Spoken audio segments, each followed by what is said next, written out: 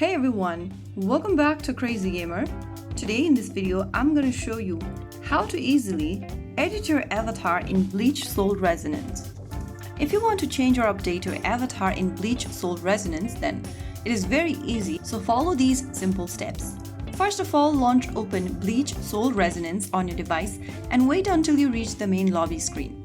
Now, go ahead and look for your profile icon and tap on it. Inside your profile, tap on your current avatar right in front of your player name and then select a different avatar from the menu.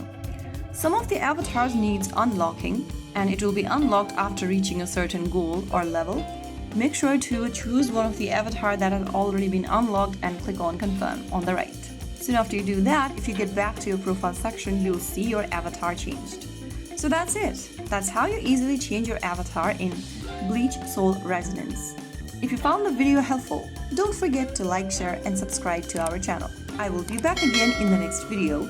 Stay tuned. Till then.